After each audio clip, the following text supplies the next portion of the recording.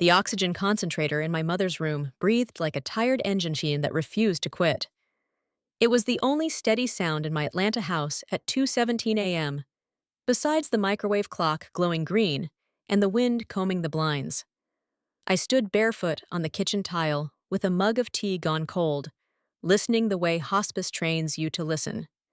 Not for gossip, not for drama, for changes, tiny ones, because tiny changes become endings. When the front door eased open, I didn't jump. I just set the mug down and waited.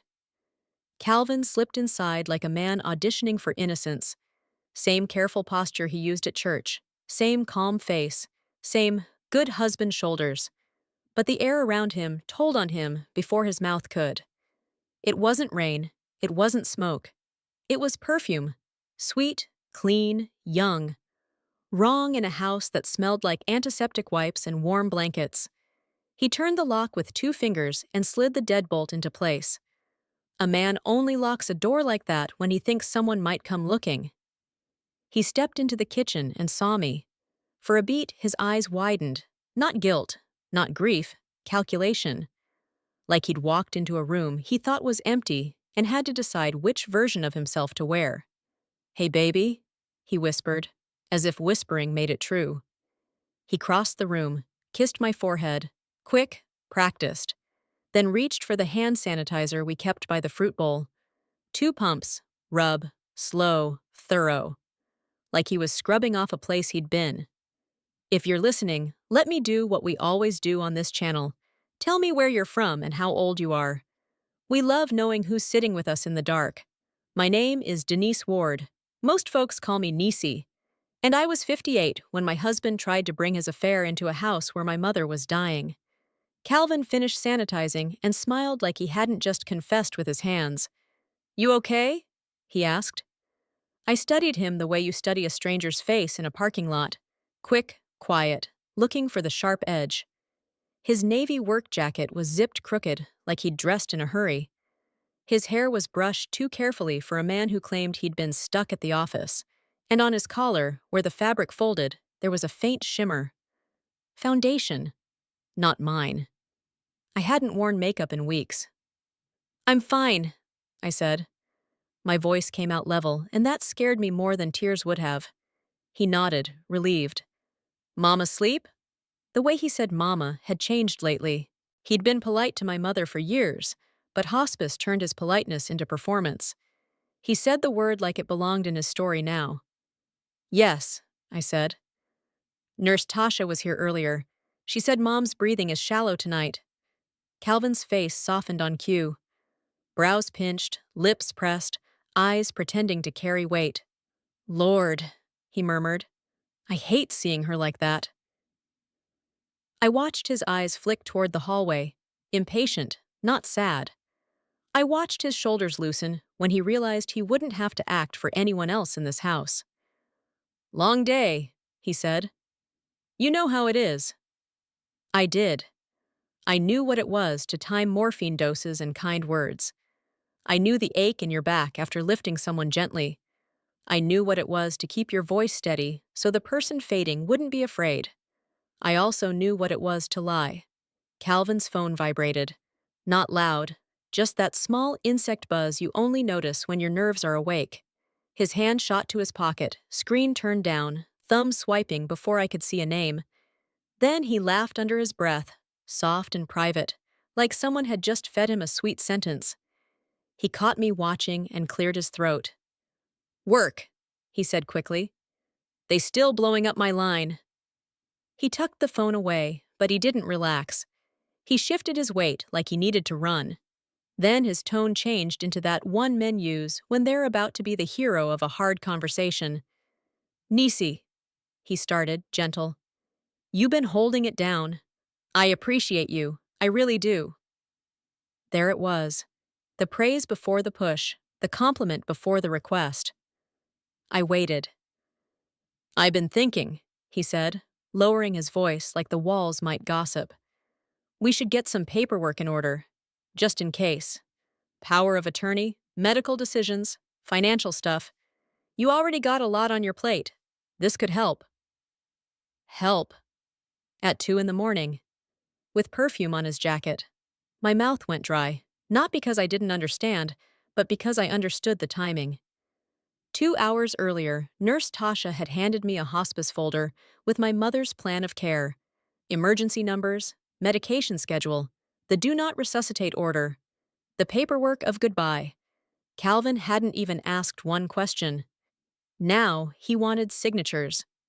I kept my face calm. Caregiving teaches you that too. How to hide fear because fear spreads. I used that same skill on my husband. We can talk about it tomorrow, I said. He let out a breath like he'd been holding one. Sure. Tomorrow. I just don't want you stressed.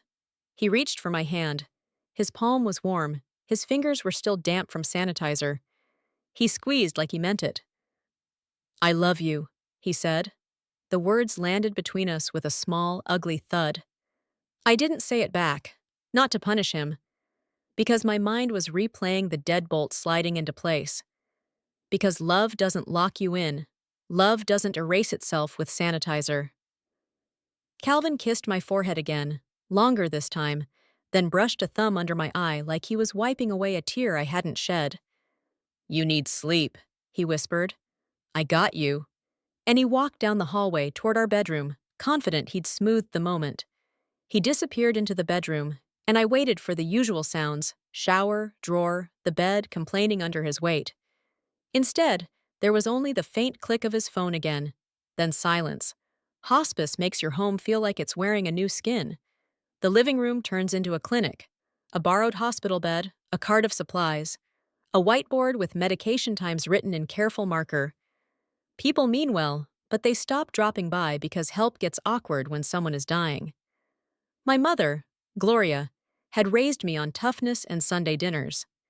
Now she drifted in and out, sometimes calling me by my childhood nickname, sometimes staring past me like the world behind my head mattered more than the one in front of her.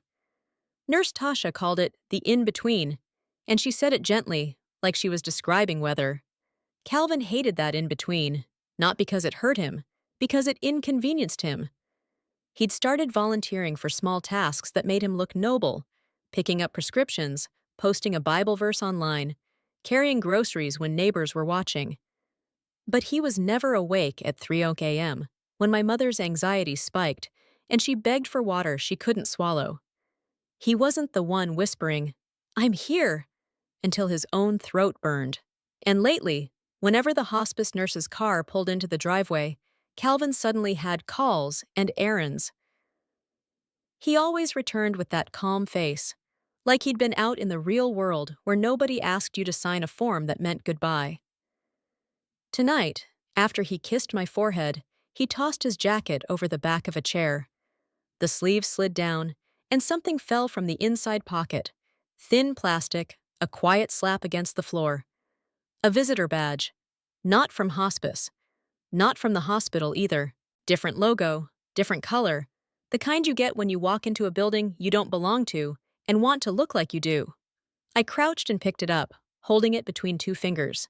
The printed name was smudged, but the date was clear. Today. And the time window, 2 hours I couldn't account for. My pulse didn't race. It slowed. Because that's what happens when a suspicion turns into a fact. Your body stops asking questions and starts making plans. I set the badge on the counter beside my cold tea, right where I'd see it again. A reminder that I wasn't imagining things. I stayed in the kitchen and listened. The oxygen concentrator breathed. The house held its breath around it. I didn't chase him. I didn't scream. I didn't grab his phone. I turned on the sink faucet just to give my hands something to do. Water hit steel, steady, cold. I pressed my fingertips to the counter until my joints ached. Then I told myself the truth, clean and plain. Calvin was cheating. Not work stress, not midlife confusion. Cheating. His lies didn't just smell like perfume. They smelled like planning. My own phone was charging by the toaster. I picked it up and stared at the number I hadn't called in years. Marcia Glenn. She wasn't just a lawyer. She was the woman who once looked at me after a family mess and said, "Denise, you're not crazy. You're being played." She didn't do pity. She did precision. I stepped into the laundry room so I wouldn't wake my mother and called. It rang twice. She answered on the third ring, voice low and sharp. "This better be serious." "It is," I whispered. A pause. "Denise?" "Yes." "What happened?" she asked, like she was already reaching for a pen. "He came home smelling like perfume," I said. "Locked the door, sanitized his hands, then asked me to sign power of attorney paperwork, right now." Marcia exhaled once, slow. "Mm-hmm. Okay." That okay wasn't comfort. It was a door opening. "I don't have proof," I admitted. "You don't need proof to protect yourself," she said. "You need proof to punish him. Different goals." I closed my eyes. In the next room, my dryer clicked softly, settling into silence. Down the hall, my husband shifted in bed like a man who thought he'd put the world back in place. Marcia's voice stayed steady. "Do not sign anything he brings you. Not medical, not financial, not no helpful paperwork. In the morning, pull every statement you can, every account, every card, every retirement file. Look for patterns." "What if he already moved something?" I asked. "Then we get ahead of it," she said. "Hospice is chaos. People take advantage of chaos. They think grief will make you sloppy." "I'm tired," I said, and it came out like a confession. "I know," she replied. "That's why we move smart. Not loud. Let him think you believe him. Let him get sloppy. Men like that always do." A chill ran through me. Not fear. Focus. "Tomorrow I'm coming by," Marcia added. "We'll talk in your kitchen. And Denise, if he tries to rush you, that's your answer." She hung up. I stood there with my phone still pressed to my ear, listening to the dead line like it was a warning. Then I went to my mother's room. The door was cracked. Soft lamplight touched the edge of her bed. Oxygen tubing curved across her cheek. Her breathing was shallow, but steady. I sat beside her and took her hand. Her skin was warm and papery, as if the body was already learning how to become memory. I smoothed the blanket and whispered, "Hey, Mama." "I'm here." She didn't wake, but her fingers tightened around mine for a second. Small, stubborn, alive. I sat until my breathing matched hers, and from the hallway, faint as a mosquito, I heard Calvin's phone vibrate again. That's when the cruel math clicked into place. He wasn't just having an affair, he was waiting. Waiting for my mother to die. Waiting for my grief to crack me open. Waiting for me to sign something while my hands were shaking. I stared at the dark hallway and felt something inside me freeze, clean and hard. Because I understood what hospice really is. It's a clock. And my husband was trying to use that clock to steal my life, but I didn't become a caregiver without learning how to stay calm under pressure. So I stayed in that chair, holding my mother's hand, listening to the oxygen machine breathe, and my husband's phone buzz down the hall. And I made myself a promise so quiet it sounded like prayer. I will not let him bury me along with her. If you're still here with me, don't go anywhere. The next part is where the lies start leaving fingerprints. And while you're at it, tap like if you want more stories like this, and tell me in the comments what city and country you're listening from and how old you are, because I want to know who's out there, awake, hearing the truth with me tonight.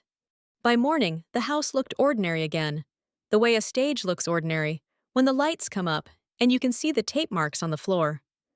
The hospice bed sat in the living room where our sofa used to be, angled toward the window so my mother could watch the magnolia tree whenever her eyes decided to focus. A box of gloves and wipes leaned against the side rail. A notebook lay open on the coffee table with times written in my handwriting.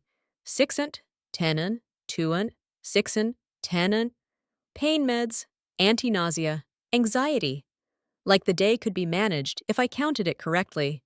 Calvin came out of our bedroom with his concerned husband face already assembled.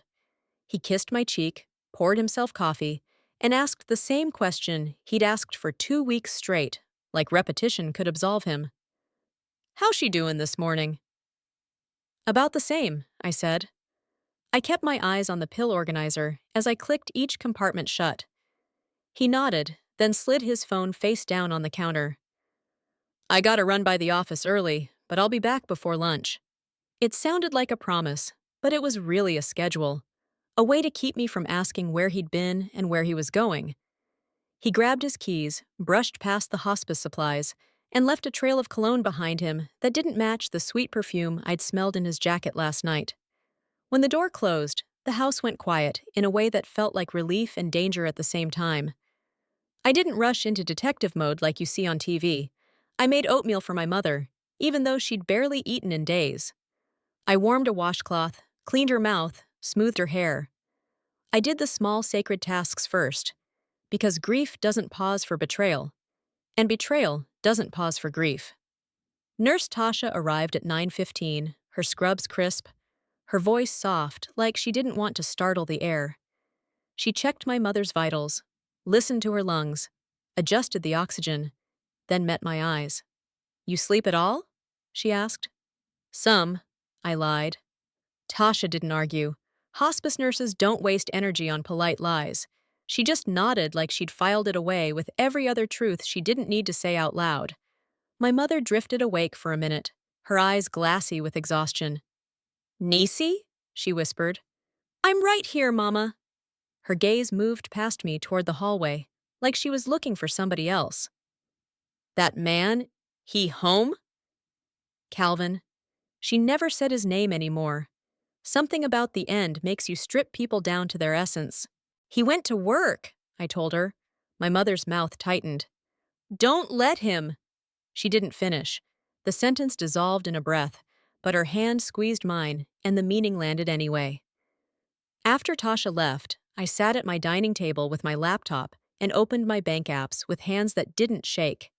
Not because I was brave, because I was too tired to be dramatic. I typed in passwords the way I'd typed in medication times. Steady, focused, practical. For years, I handled the household finances because Calvin hated paperwork. He treated bills and insurance like mosquitoes you swatted when they got too loud. He was quick with charm, quick with jokes, quick with a church quote. When it came to numbers, he waved his hand and said, You better at that, baby. And I let him. Because it was easier. Because I believed marriage meant division of labor, not division of trust. We'd been married 28 years. I met Calvin when I was 30, working downtown as a paralegal, the kind of job that teaches you to read fine print and notice what people don't want you to notice. Calvin worked sales for a medical supply company. He wore shiny shoes and smiled like sunshine. He called me queen from the start, like he was complimenting a crown he wanted to sit beside. We married in a small Baptist church on the west side, stained glass glowing blue when the sun hit it. My mother cried through the vows, clutching her handkerchief like it was proof her daughter was safe. Calvin held my hands and promised God and everybody that he'd protect me. His mother, Eloise, hugged me afterward and whispered, You gon' take care of my baby, right? Not love him. Take care of him. Like he was a task. Over the years, Calvin became a man everyone liked in public. At church, he volunteered, prayed loud, shook hands, organized charity drives. He could make a room laugh, and people love a man who makes them laugh. He built a reputation on being a good husband, the kind of title that shields you from suspicion. At home, he was different. Not violent, not screaming, just absent. Emotionally first, then physically. He traveled more. He stayed out later. He learned to end arguments by smiling like I was overreacting. If I asked why he didn't call, he'd say, Baby, you know I've been working. If I asked why his stories didn't add up, he'd say, Why you interrogating me? I thought you trusted me. Trust became the chain he wrapped around my questions. When my mother got sick, the chain tightened. Gloria's diagnosis came fast. 1 month she was complaining about her stomach. The next month the doctors were using words like comfort and quality of life, hospice, a word that sounds gentle until you realize it means there's no fixing coming. I moved her into our house because I was her only child, and because she raised me like a promise. Calvin agreed quickly, too quickly, like he'd been waiting for a reason to look noble. Of course, baby, he said. Your mama family. Eloise had opinions. She suggested, sweet as syrup, that maybe Gloria should go to a facility. Calvin pretended to defend me. Nah, Mama, we got this. But after Gloria moved in, Calvin started asking questions with an edge hidden under his calm voice. Did my mother have a will? Who had access to her accounts? Was her house paid off? I told myself he was being practical. Now, staring at my bank screen, I realized practicality can be a mask. I clicked through our accounts. Checking, savings, credit cards, mortgage. Everything looked normal at first. Then I saw it. A transfer I didn't recognize, small enough to slip past a tired mind. $200 to an account ending in 4412. Then another, and another. Always 200. Always on days Calvin claimed he was on the road. I searched our linked accounts again. 4412 wasn't ours. My pulse didn't race. It slowed. Because that's what happens when a suspicion turns into a fact. Your body stops asking questions and starts making plans. I pulled up our credit portal. There it was. A new line of credit opened 6 months ago. Not in my name. In his. A card I'd never seen. A secret bank account. A secret card. A husband living a double life. Husband cheated, affair exposed, hospice betrayal. The words were ugly, but naming them felt like turning on a light. At 11:30, my phone buzzed. A text from Calvin. Running behind. Don't stress. Love you. I stared at the screen. Love you. Like love was a bandage he could toss over any wound. I didn't reply. Instead, I searched my email for the last time he'd booked a hotel for work. I found receipts. I found the same city over and over. Marietta. Not downtown Atlanta. Not a conference center. Marietta, near a strip of budget hotels off the highway. My fingers hovered over the trackpad. I could keep digging and drown in details. But hospice taught me something else. If you stare at the whole storm, you drown. You take the next right step. Before I called Marcia, I went back to the chair where Calvin had tossed his jacket. I checked the inside pocket again and found what I'd missed in the dark. A folded receipt, thermal paper, the ink already fading. It wasn't for groceries or gas. It was for a bouquet. White lilies, deluxe wrap. Purchased at 8:42 p.m. White lilies were funeral flowers. Calvin hadn't brought lilies into our house. So where did they go? I walked to the trash can, lifted the lid, and saw the corner of a florist bag tucked beneath coffee grounds, like he'd tried to bury the evidence under something ordinary. I didn't pull it out. I didn't need the whole bag to understand. He was practicing grief somewhere else. Then I remembered other small things that had felt wrong but easy to excuse. The way he started shaving every morning again. The way he'd changed his password on his phone because work required it. The way he suddenly volunteered to run errands right when Nurse Tasha arrived, like he couldn't stand to be seen near the truth. Even the way he'd started calling me Denise instead of Niecy in public, like he was creating distance one syllable at a time. Those are the signs people don't talk about. The quiet edits, the erasing, the preparation, and I was finally done being edited. So I called Marcia Glenn again. When she arrived at 1 o'clock, she didn't bring sympathy. She brought a folder and a legal pad and that look she gets when she's about to pull apart a lie-like thread. She sat at my kitchen table and said, "Tell me everything from last night. Start with the deadbolt." I told her, the perfume, the sanitizer, the power of attorney talk, the visitor badge on the floor. Marcia didn't flinch. "He's moving," she said. "That means he thinks time is on his side." "Hospice," I whispered. "Exactly." She tapped her pen. "People do ugly things when they think death will erase consequences. Do not sign anything he brings you. Not medical, not financial, nothing." I slid my laptop toward her and showed her the transfers, the secret line of credit, the Marietta receipts. Marcia nodded slowly. "Okay," she said. That same door-opening word. "Here's what we do. First, we protect you. Second, we document him. Third, we choose the moment." "The moment for what?" I asked. Marcia leaned forward. For you to stop being the caretaker in everybody's story and start being the author in your own. Outside, magnolia leaves moved in the wind like slow applause. Inside, the oxygen concentrator kept breathing. A clock, a warning, and I realized something that made my stomach turn, not with fear, but with clarity. Calvin didn't just want out of our marriage, he wanted out with the keys. Marcia didn't tell me to breathe into a paper bag or trust the process. She slid her legal pad toward me like we were planning a business meeting. 3 steps, she said. Protect you. Document him. Choose the moment. I stared at the account screen, those neat little transfers that had been happening while I was counting morphine drops. He's been doing this while you've been in crisis, Marcia finished. That's what makes it hospice betrayal. A husband cheated is bad enough. A husband cheating while you're watching someone die? That's predatory. The word predatory made my throat tighten. It also made everything simple. Predators don't negotiate. You build a fence and you keep receipts. Marcia flipped to a page with bullets. Today, she said, tapping each line, you change every password and turn on 2-factor authentication. You check your email for forwarding rules. You lock your credit reports. You set bank alerts. You download statements, checking, savings, credit, retirement, everything. And you do not sign one single document he brings you. I swallowed. He's been pushing power of attorney. Exactly, she said. And he's doing it late at night because he thinks you're too tired to ask questions. Tired women make cheap mistakes.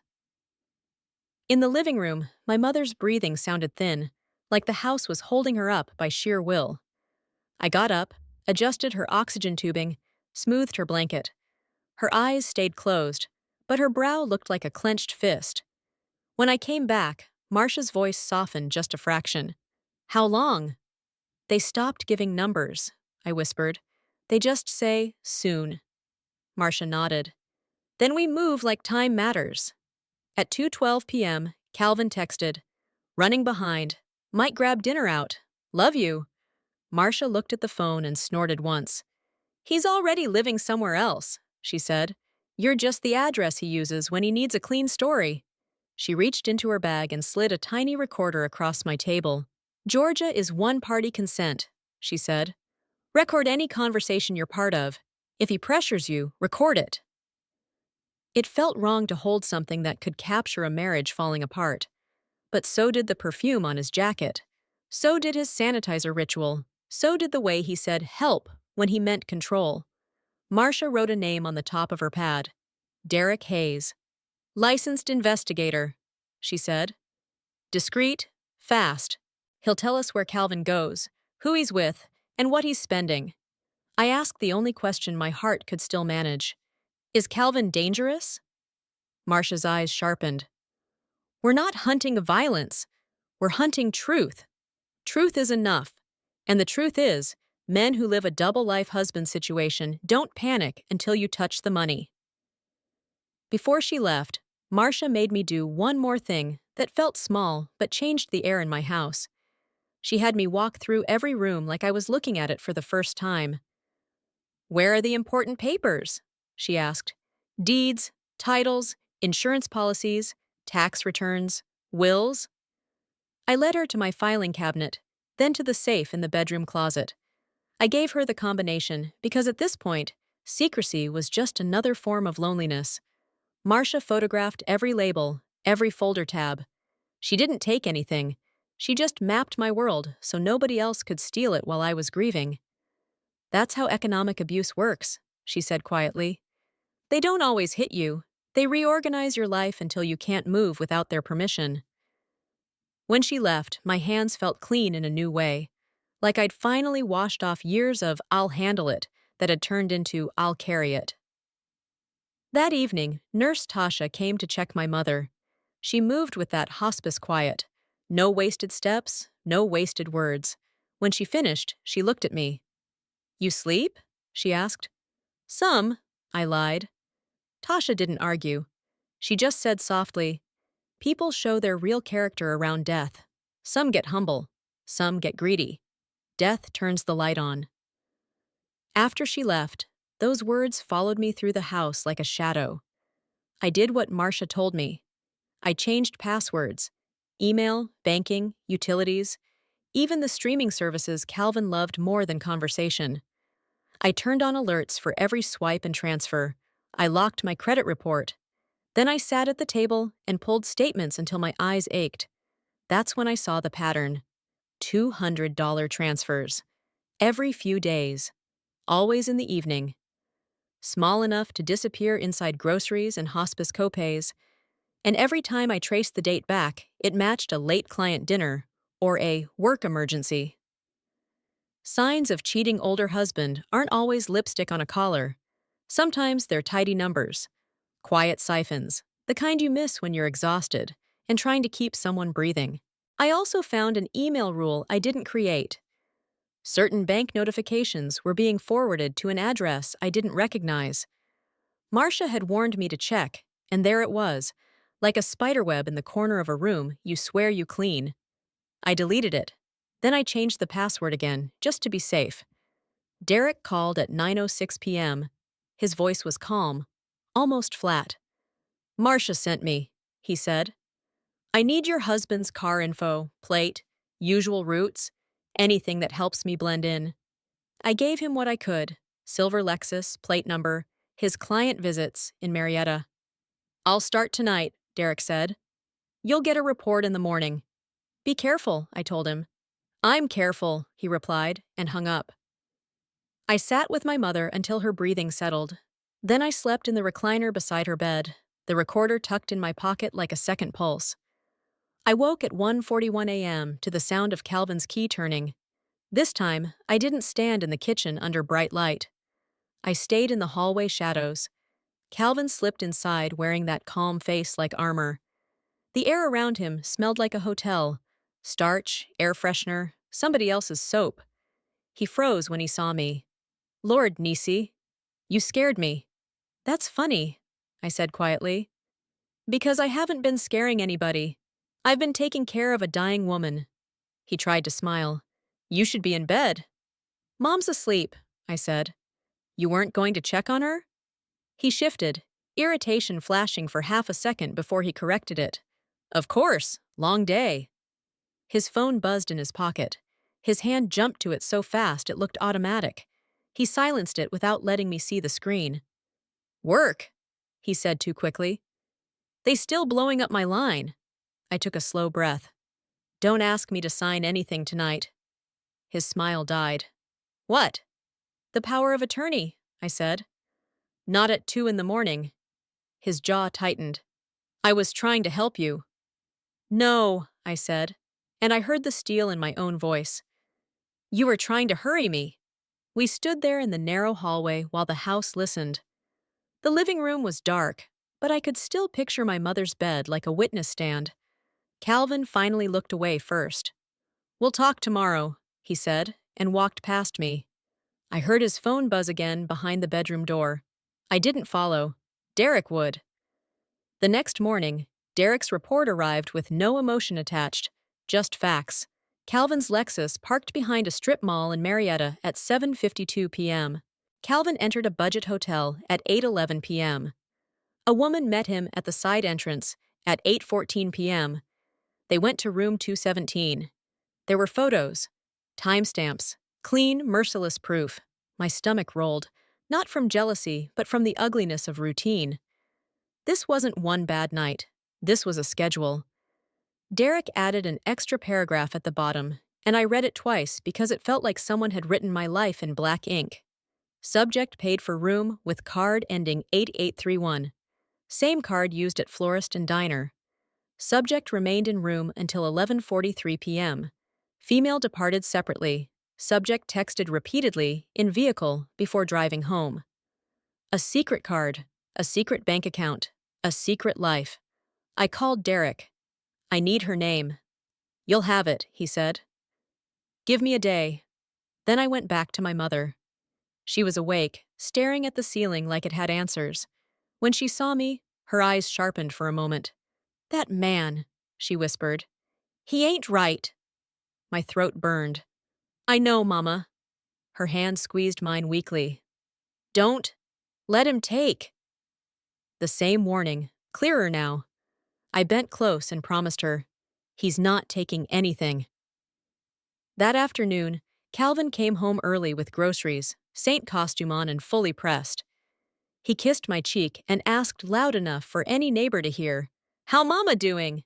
My mother stared at him, no smile, no warmth. Calvin patted her hand anyway, then looked at me like he deserved applause.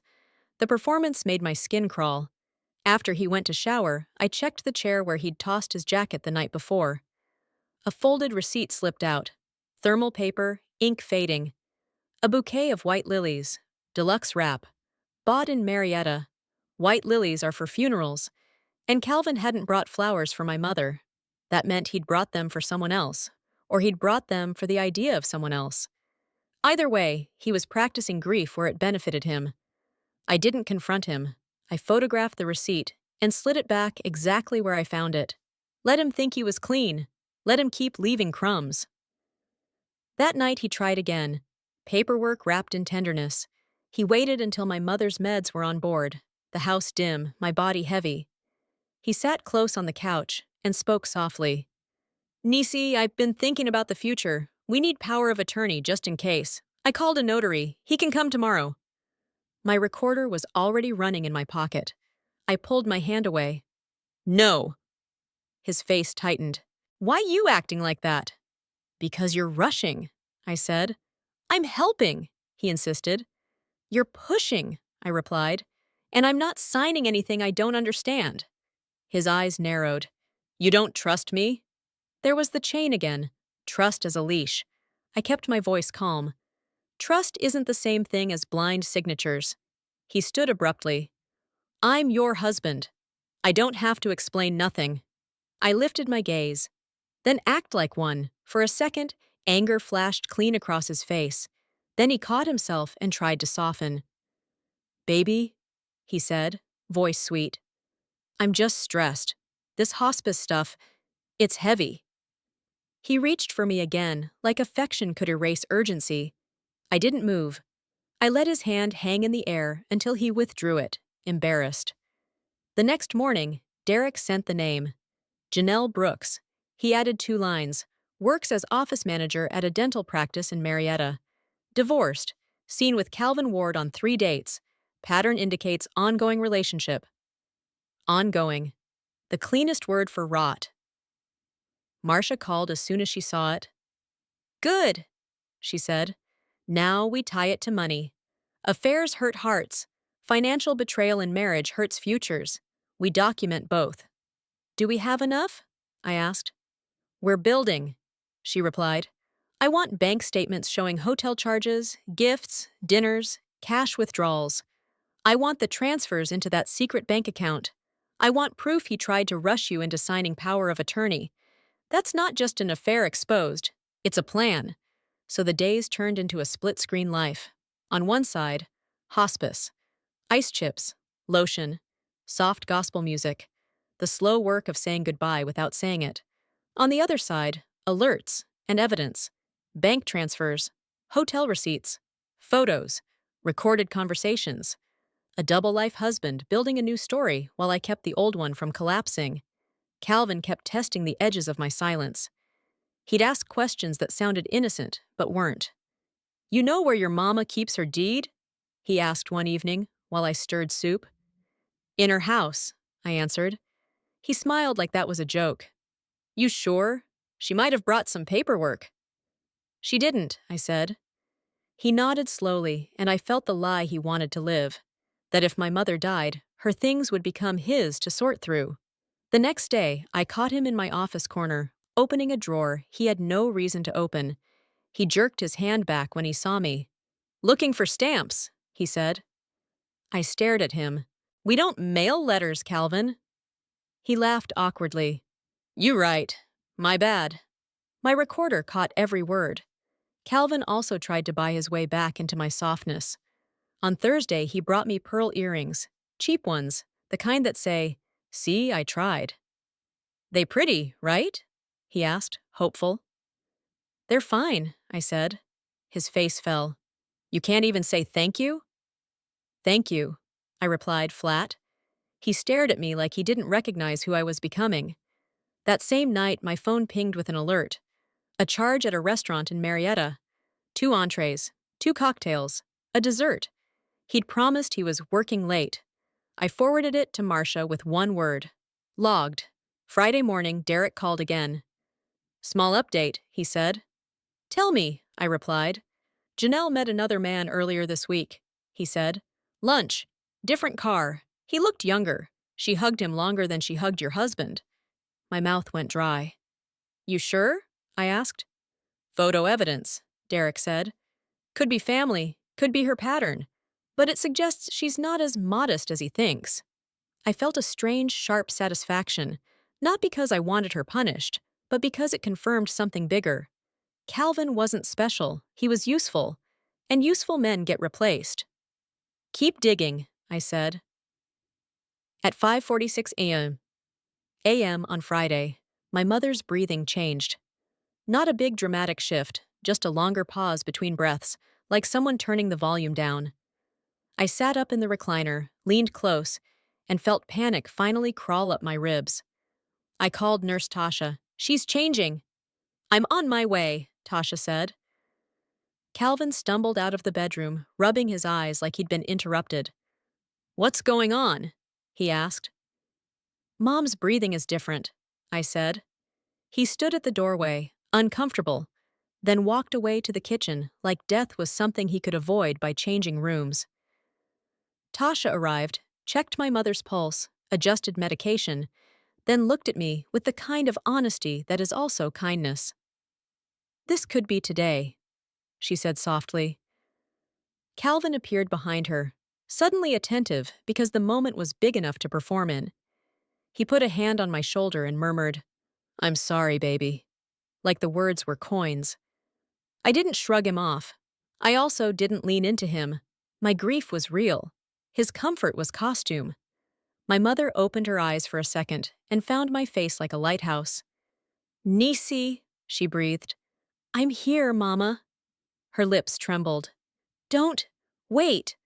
Then her eyes drifted shut again. Tasha stayed for hours, guiding me through the slow grace of dying.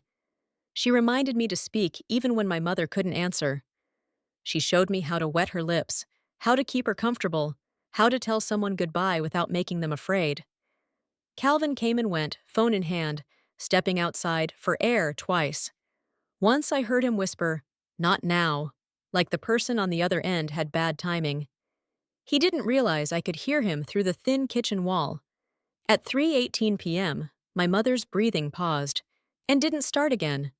No movie gasp, no dramatic last sentence, just a soft stopping, like a song ending when you didn't realize it was the last note. Tasha checked her pulse, waited, then looked at me with eyes full of respect. She's gone, she said. My body made a sound that didn't feel like language. I pressed my forehead to my mother's hand and cried like a child, because grief doesn't care how old you are. Calvin wrapped his arms around my shoulders and rocked slightly like he'd watched other men do it at funerals. She in a better place, he whispered. I didn't answer. When Tasha stepped out to handle paperwork, Calvin leaned close to my ear. We gotta be strong, he murmured. People gonna be looking at us. Us.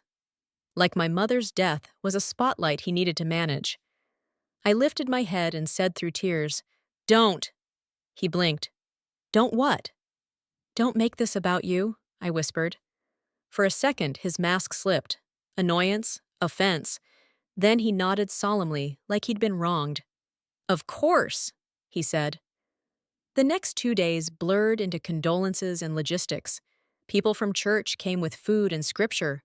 Eloise called and cried loud, not because she loved my mother, but because funerals are stages. Denise, baby, she wailed. I'm praying for y'all. Calvin told me you holding up. You know you got a husband. I stared at the wall and said, Mm-hmm. Later that night, Eloise showed up in my driveway without warning, dressed like she was going to a committee meeting. She walked into my kitchen, looked around at the quiet, and sighed dramatically. Lord, this house feel empty, she said. It does, I answered. She patted my shoulder the way people pat furniture. "Now listen," she said. "Calvin need to handle some things. Your mama gone, and you gon' be all over the place. You need to let him take over the paperwork. You hear me?" I felt coldness spread through me like ink and water. "Take over what paperwork?" I asked. Eloise blinked. "Arrangements, accounts, decisions. That's what husbands do." I looked at her and realized Eloise had been waiting, too. Waiting for my grief to make me hand my life over. "I'm handling my mother," I said evenly. "And I'm handling my home."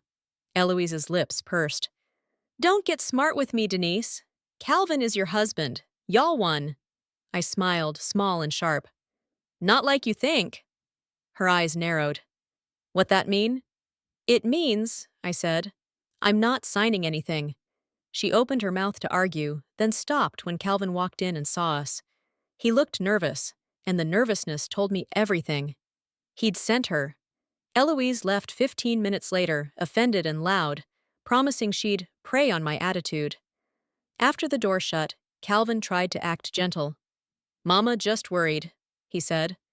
"She's worried about access," I replied. He flinched. "You always assuming the worst." "No," I said. "I'm finally assuming the truth." That night, after the visitors left, I sat at my kitchen table with my mother's paperwork and my recorder.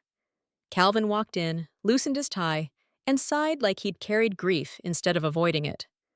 "Tomorrow we gotta talk," he said. "Arrangements, the house, and—" He stopped when he saw my face. I held up the recorder. "I've been recording our conversations," I said evenly. His eyes widened. "What? That's crazy!" "You asked me to sign power of attorney papers at 2 in the morning while my mother was dying," I replied. "That's crazy." His voice rose. "I was trying to help you." "I don't need your help," I said softly. "I need your honesty. Where were you in Marietta?" His face shifted like a channel changing. "What you talking about?" "Answer," I said. He laughed sharp. "You stalking me now?" "Yes," I said, because the truth feels better when you stop tiptoeing around it. "This is grief talking," he snapped. "You not thinking straight. Don't," I warned. He slammed his palm on the table. The sound cracked through the house like a door breaking. I didn't flinch. I opened my phone and showed him one photo, him walking into that hotel. Calvin stared at it like it was a mirror he couldn't shatter. "Who took that?" he hissed. "A professional," I said. "You hired somebody?" His voice wobbled between rage and fear. "Yes," I said, "because you've been living a double life. You've been cheating, and you've been moving money." His breath hitched. "Money?" "The secret bank account," I said. "The secret credit line. The transfers." That's when real fear showed up in his eyes. Not shame. Fear. Because adultery could be forgiven in a church. Financial betrayal in marriage? That could cost him. He tried softness like he always did when anger failed. "Niecy, baby, I made a mistake. I was lonely. You been consumed with your mama." I looked at him, calm as ice. "You were lonely while I was watching my mother die?" He shook his head like I was unreasonable. "You always dramatic." "I'm factual," I said. "Derek has dates, receipts, transfers, photos, recordings." Calvin sank into the chair slowly, like his body finally felt the weight he'd been dodging. "You gonna leave me?" he whispered. I let him sit in that question for a moment. Then I said, "I'm handling my mother's funeral first." Relief flooded his face. He thought he'd bought time. "And then," I added, "we're going to handle you." His lips parted. "We can talk. We can work it out." "All questions go through Marcia now," I said. He stared at me like he'd never seen me before. Maybe he hadn't. Saturday morning, St. Mark's Baptist smelled like old wood, perfume, and grief. People hugged me and told me my mother was at peace. The choir sang her favorite hymn, and for a moment the sound carried me like a tide. Calvin stood beside me in a black suit, tears appearing and disappearing on command. Eloise sat in the front row, dabbing her eyes with theatrical devotion. After the service, we moved into the fellowship hall for the repast. Fried chicken, mac and cheese, collards, cornbread, the foods that show love when words fail. I was near the back, accepting condolences, when I saw her. Janelle Brooks. She wasn't dressed like a villain. She wore a simple black dress and a sweet, modest face, hair pulled back neatly.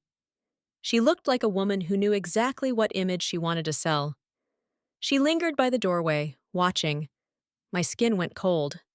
Janelle's eyes met mine across the room. She smiled. Not friendly, not apologetic, a small smile that said, "I exist." She didn't stay by the doorway. After a minute, Janelle drifted closer, weaving through church ladies with plates in their hands like she belonged there. She moved careful and respectful, exactly the kind of modest woman a man brags about when he wants his wife to feel loud and spoiled. When she reached me, she didn't speak to the pastor. She spoke to me. "I'm sorry for your loss," she said gently.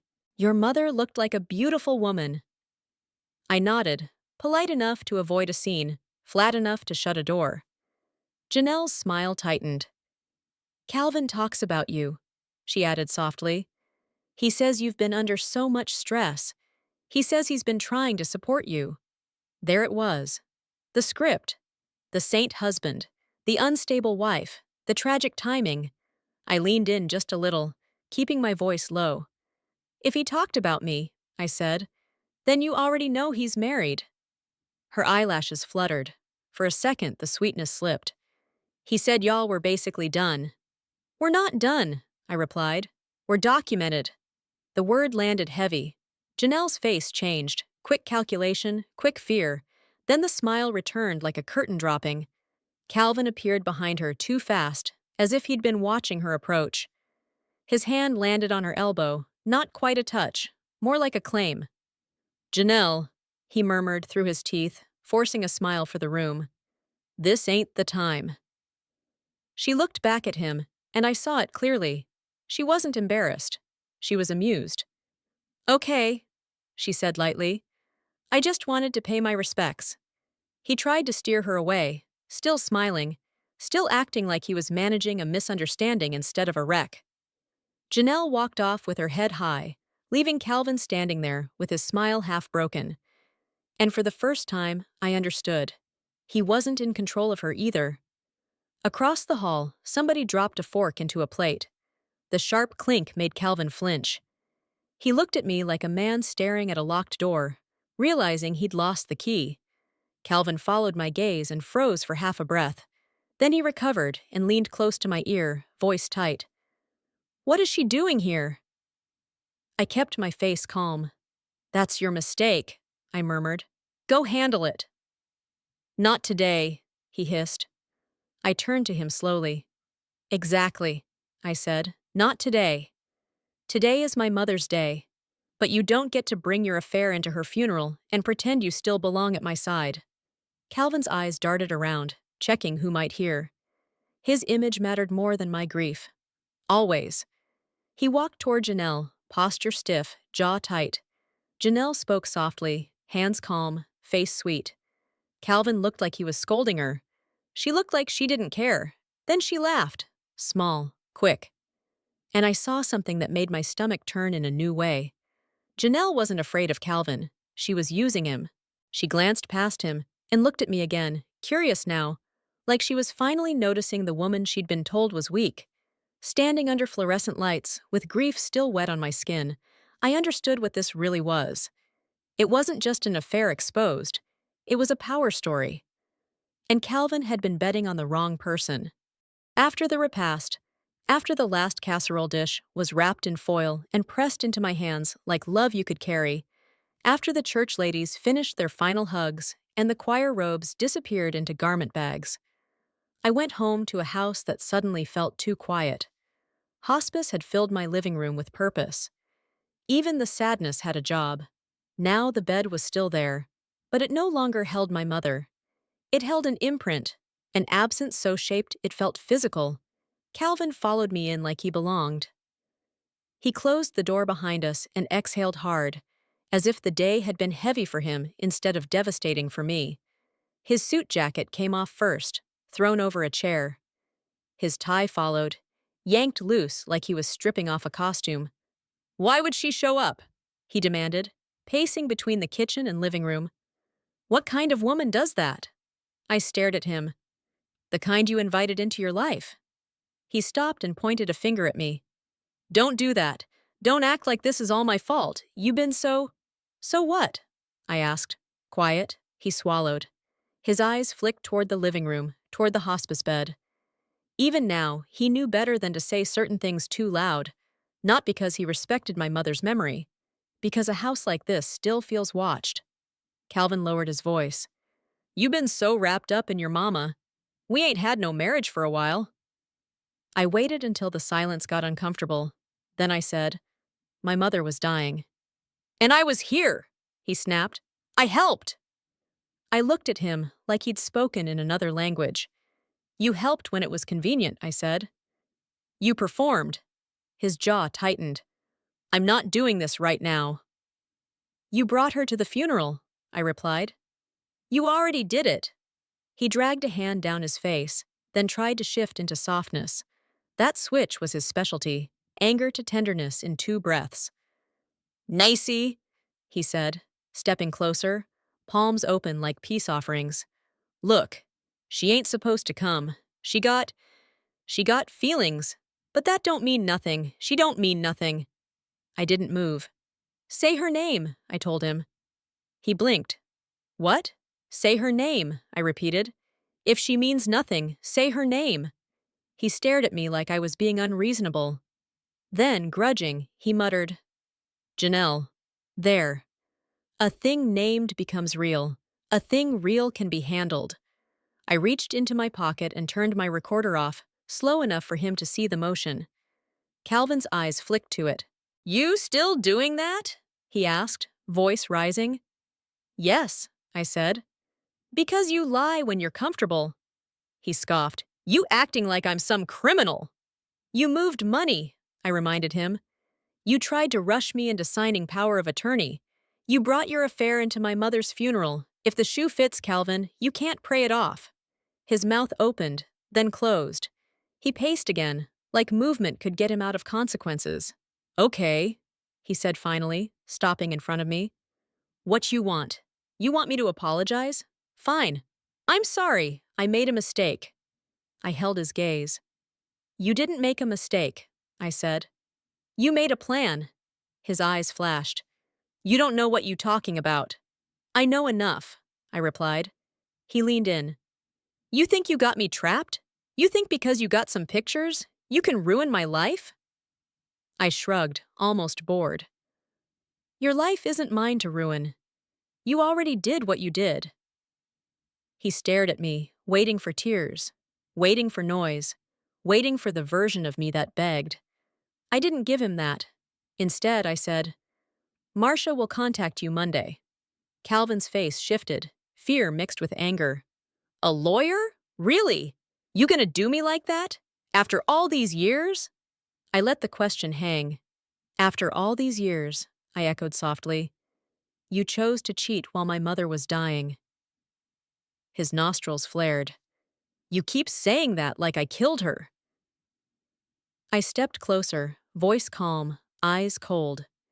"You didn't kill her," I said, "but you tried to use her death like leverage. That's worse than ignorance. That's intention." For a moment, Calvin looked like he might explode. Then he did what men like him do when they can't win an argument. He tried to change the subject to survival. "Where am I supposed to go?" he asked, suddenly smaller. "You really gonna throw me out?" I glanced toward the hospice bed. "You've been leaving this house for months," I said. "Don't act like you don't have somewhere to go." His lips parted. He didn't deny it. He just said, "I can't believe you turning on me." "Turning on you," as if I'd been a light he owned. "I'm not turning on you," I said. "I'm turning on the truth." That night, Calvin slept in our bedroom. I slept on the recliner in the living room, the hospice bed empty beside me like a wound. I didn't do it to punish him. I did it because grief and betrayal don't share space well. I needed air. At 2:03 a.m., I heard his phone buzz in the bedroom. At 2:10, I heard the bathroom door close. At 2:18, I heard the front door click softly. He left. No goodbye, no apology, no, "You okay?" Just a man slipping back into the life he thought would save him. I didn't follow. I didn't chase. I didn't cry. I picked up my phone and checked the bank alerts. A charge hit at 2:41 a.m. Gas station in Marietta. Then another, diner. 2 coffees, 1 slice of pie. He was feeding somebody else comfort while my house still smelled like funeral flowers. In the morning, Eloise called at 7:12, voice sharp with purpose. "Denise," she said, skipping condolences. "Where Calvin at?" I stared at the kitchen wall. "Ask him," I replied. "I've been calling," she snapped. "He ain't answering. Don't you start playing games with me." I breathed slowly. "Eloise, I buried my mother yesterday. And you still got a husband," she shot back. "Don't forget that." The audacity made me laugh once, low and bitter. "I'm not forgetting," I said. "I'm finally remembering what kind." Eloise hissed. "You ungrateful. Calvin a good man." "Good men don't bring their mistress to a funeral," I said. Silence. Then, in a voice so cold it could slice glass, Eloise asked, "Who told you that?" I smiled. "Truth has a way of showing up," I said, and hung up. Monday morning, Marcia arrived at my house with a thick folder and a calm expression that made me feel steadier just looking at her. "You ready?" she asked. I looked around the living room. The hospice bed had been picked up by the company that morning. They'd rolled it out like it was just equipment, not the last place my mother's breath had been. The space where it sat looked bare, like a missing tooth. "I don't feel ready," I admitted. Marcia nodded. "Nobody ever feels ready. We do it anyway." She opened her folder on my table. Inside were printouts, bank statements with highlighted lines, hotel charges, transfers to the secret account, the credit line ending 8831, and a timeline of the nights Calvin had been in Marietta while telling me he was working. At the bottom were stills from Derek's photos. Calvin walking into that hotel. Calvin holding Janelle's hand in the parking lot. Calvin kissing her cheek in the diner booth, face soft in a way he hadn't looked at me in years. My throat tightened, not because I missed him, because I mourned the time I'd wasted trusting a man who saved tenderness for somebody else. Marcia slid another page forward. "Here's the part I want you to hear," she said. It was a transcript, my own recorded voice, and Calvin's from the night he pressured me about power of attorney. Marcia tapped the lines where he'd said, "I don't have to explain nothing." "That's not love," she said. "That's control." She pulled out a second folder labeled Protective Actions. "We're going to freeze what we can freeze," she said. "We're going to change what we can change. We're going to set boundaries that are enforceable." She looked at me. "And Denise, we're going to pick a moment that hits where he actually feels it." "Money," I said. Marcia's mouth twitched. "Exactly." At 10 o'clock a.m., Calvin walked into Marcia's office downtown. He looked tired, but not ashamed. More annoyed than anything, like he'd been inconvenienced by consequences. When he saw me sitting in the conference room, he paused. His eyes moved over my black dress, my flat shoes, my face still swollen from crying, and he tried to soften. "Baby," he said gently, "I didn't know you was gonna be here." Marcia stood and shook his hand like she was greeting a client. "Mr. Ward," she said evenly, "have a seat." Calvin sat, legs wide, trying to take up space. Marcia didn't waste time. She slid the folder toward him. "This is documentation of marital misconduct and financial misconduct," she said. "Adultery, misuse of marital funds, and attempted coercion regarding power of attorney." Calvin scoffed. "Attempted coercion? Man, y'all doing too much." Marcia's eyes didn't blink. "You asked your wife to sign legal documents late at night while her mother was actively dying, And you insisted she didn't need explanations. That's coercion. Calvin looked at me. Niecy, you really gonna let her talk to me like that? I met his gaze and said nothing. Marcia opened to the bank pages and pointed. This is the secret line of credit. This is the secret bank account. These are the transfers. These are the hotel charges in Marietta. These are gift purchases. These are restaurants. These are floral charges. Calvin's face changed as he scanned. Anger drained into calculation. Hold up, he said. Those transfers, those were personal. Marcia tilted her head. Personal expenditures paid through concealed financial instruments during marriage are not personal in the way you mean. Calvin's jaw tightened. So what you want? You want me to pay back some meals? I can do that. This ain't that deep. Marcia leaned forward slightly. It is deep when you build a pattern of deception and attempt to obtain legal authority over a grieving spouse. Calvin's eyes flashed. I didn't attempt to obtain. Marcia raised a hand. Save it! Then she slid the final page forward. The one that changed his breathing. A formal notice. Restraining order request draft. Temporary financial injunction. Petition for separation with exclusive use of the marital home pending proceedings.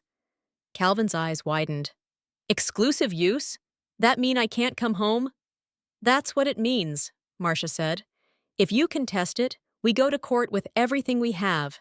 If you cooperate, we keep this quieter. Calvin looked at me, panic finally rising. Niecy, come on. We can work this out. We can talk. I spoke at last, voice steady. We did talk, I said. You lied, for months. He swallowed. I made a mistake. I held his gaze. You made choices, I said. And now you're going to live with them. Marcia slid a pen across the table. We propose a temporary agreement, she said. You leave the marital home today. You communicate only through counsel. You cease contact with your wife outside legal channels. You do not attempt to change, access, or influence any account or document. And you stop pressuring her with power of attorney nonsense. Calvin's hand hovered over the pen like it might burn him. He looked at me again, searching for mercy. I gave him something else. Time. I let him sit in the silence long enough to feel what it was like when someone else controlled the room. Finally, he picked up the pen and signed. The sound of that signature wasn't loud. But to me, it felt like a door locking, this time from the inside, to keep me safe. When we walked out of the office, Atlanta traffic hummed like normal life didn't care about my collapse and rebuild. Marcia touched my elbow. Now, she said, we choose the moment. I glanced at my phone. An alert popped up. Calvin's secret card declined. I didn't smile. Not yet. Because the moment wasn't about gloating, it was about making sure he never tried to use a death as leverage again. The first night Calvin didn't sleep in my house, I woke up at 3 a.m. out of habit. For weeks, my body had been trained by hospice. Wake. Listen, count, adjust, whisper, survive the next hour. But this time there was no oxygen machine breathing in the living room, no medication alarm waiting for my hand, no soft voice of Nurse Tasha on the phone saying, "You're doing good, Denise." There was only silence. And in that silence, I felt something I hadn't expected to feel so soon after burying my mother and breaking my marriage. Relief. It wasn't joy. It wasn't celebration. It was the simple relief of not having to hold the whole house together with my own body. I walked into the kitchen and made coffee like a woman learning her life again. The mug warmed my hands. The window over the sink showed me the magnolia tree, the leaves shifting as if the world had been moving the whole time, and I just hadn't noticed. My phone buzzed at 7:18 a.m. Calvin. Blocked. That was the first boundary I made that didn't require a court. He tried again from a different number, then another. Marcia said, "Forward everything to me. Don't answer. Silence is a strategy." So I stayed silent.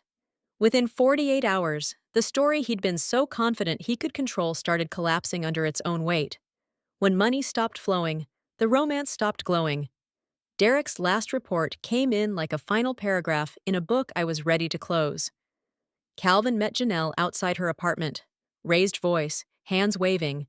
Janelle left in her own car, did not allow him inside. Calvin remained outside for 12 minutes, then drove away. I read it twice, not to savor it, but to understand it. That modest woman Calvin had praised, the one who allegedly didn't care about luxury, suddenly had very strong feelings about inconvenience. It always amazes me how quickly people tell on themselves when the perks disappear. Eloise called the next day, voice trembling with anger and panic.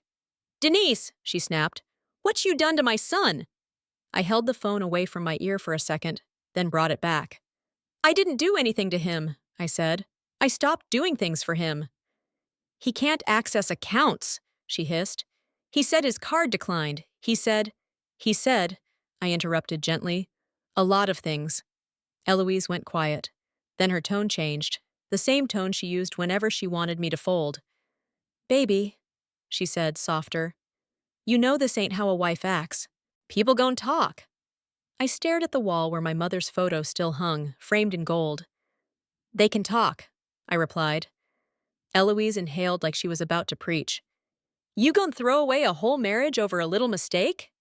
I laughed once, low. "A little mistake doesn't have a hotel room," I said. "A little mistake doesn't have a secret bank account. A little mistake doesn't show up at my mother's funeral." Her voice sharpened. "You bitter!" "No," I said calmly. "I'm finished." I hung up, and for the first time in years, I didn't feel guilty. The divorce process moved faster than I expected, not because it was easy, but because Calvin's strategy had always been to rely on my exhaustion. He assumed I'd be too tired to fight, too overwhelmed to read, too heartbroken to calculate. He was wrong. Marcia filed what needed to be filed. We secured what needed to be secured. Derek's evidence locked the story into dates and numbers, the kind of truth that doesn't melt under denial. Calvin tried to meet me, just to talk. He tried to show up at the house. Marcia sent one warning letter, and after that, he stopped. Cowards are brave until consequences come with paper. 2 weeks after the funeral, Nurse Tasha visited one last time to drop off a condolence card and return a small bag of supplies we'd accidentally kept. She stood in my doorway, eyes warm. "How you holding up?" she asked. I wanted to say, "I'm not." I wanted to tell her the grief was still thick in my throat, and the betrayal still burned like bleach. But I surprised myself. "I'm lighter," I said. Tasha nodded, like she understood exactly what that meant. "Sometimes the hardest endings take two things at once," she said. "A loved one and an illusion." When she left, I sat on my couch and let that sentence settle. Illusion. The illusion that Calvin was a good man because he smiled in public. The illusion that marriage meant safety. The illusion that if I stayed quiet long enough, I'd be rewarded with loyalty. My mother had tried to warn me without wasting breath. "Don't let him take." I hadn't. A month later, I ran into Calvin by accident at a pharmacy. He stood in line with a basket of cough medicine and antacids, his shoulders slumped like the world had finally started charging him for the life he'd lived. When he saw me, he froze. "Niecy," he breathed, like my nickname was a key he could still use. I nodded, polite. "Calvin!"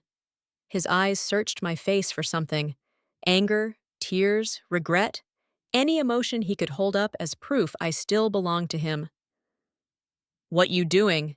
he asked, voice thin. "Living," I answered.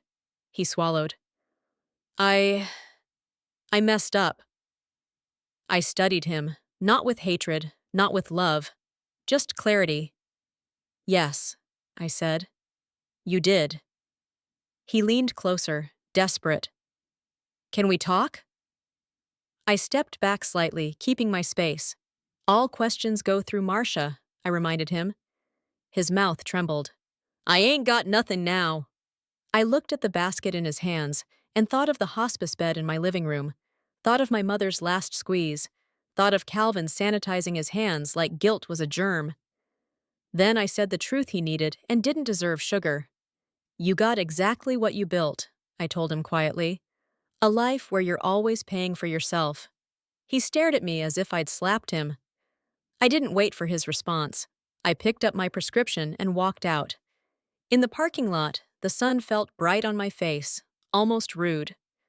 The world kept going, careless and steady. And for the first time, I didn't feel like I needed to chase it. I was already in it. Here's what I learned, and I'm saying it to you the way I wish someone had said it to me years ago.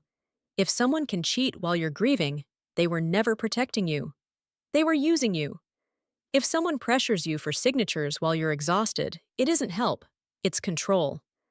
And if you keep sacrificing yourself, hoping love will finally arrive, you'll wake up one day with nothing left but your own resentment. Don't wait for that day. If you're listening and something in your stomach is whispering that your marriage isn't safe, listen. Ask questions. Read what you sign. Protect your money. Protect your peace. You can still love somebody and refuse to be exploited. That isn't bitterness. That's dignity. And if you're in the middle of a crisis right now, illness, loss, hospice, heartbreak, hear me. You're not weak because you're tired. You're tired because you've been carrying too much alone. Put something down. Let the truth hold its own weight. If this story touched you, please like the video so it can reach someone who needs it, and subscribe so you don't miss the next one. And I really want to hear from you. Drop a comment with your city and country and tell me, if you were in my place, would you confront him at the funeral? Or wait until you had everything documented? Either way, I'm glad you were here with me.